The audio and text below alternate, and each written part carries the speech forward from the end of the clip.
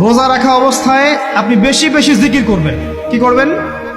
সুবহানাল্লাহ পড়বেন, আলহামদুলিল্লাহ পড়বেন, আল্লাহু আকবার পড়বেন, লা ইলাহা ইল্লাল্লাহ পড়বেন, লা হাওলা ওয়ালা কুওয়াতা ইল্লা বিল্লাহ পড়বেন হাসবি আল্লাহ ওয়া নি'মাল ওয়াকিল, সুবহানাল্লাহি ওয়া বিহামদিহি, সুবহানাল্লাহিল আযীম, সুবহানাল্লাহিল আযীম ওয়া বিহামদিহি পড়বেন, আস্তাগফিরুল্লাহ ওয়া আতুবু ইলাইহি, আস্তাগফিরুল্লাহ ওয়া আতুবু ইলাইহি পড়বেন, লা ইলাহা ইল্লাল্লাহ ওয়াহদাহু লা শারীকা লাহু লাহুল মুলকু ওয়া লাহুল হামদু ওয়া হুয়া আলা কুল্লি শাইইন কাদির। পারা যাবে না ইনশাআল্লাহ? বেশি বেশি পড়বেন। আরেকটা কাজ করবেন, প্রতিটা কাজ নবী সাল্লাল্লাহু আলাইহি ওয়াসাল্লামের সুন্নাহ মাফিক করার চেষ্টা করবেন।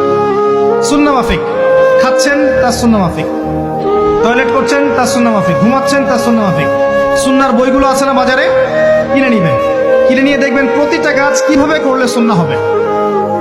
এই কাজগুলো করতে গিয়ে আপনাকে গভর্নমেন্ট বাধা দিবে, বিশ্বের পরাশক্তিরা বাধা দিবে, আপনাকে কি কেউ পিটাবে এগুলো করলে, জেল খাটাবে? এগুলো আমাদের ব্যক্তি স্বার্থের ব্যাপার, ইচ্ছা করলেই করা যায়। এই ইচ্ছাটা আল্লাহ পাক আমাদের অন্তরে জাগ্রত করুন, আমিন। একটা কাজের কথা বলবো, নর্মালি আমরা ফরজগুলোতে বেশি ফোকাস করি, ফরজ ওয়াজিবে। রমজান মাসের সুন্নত মোস্তাহাবে ফোকাস করতে হবে।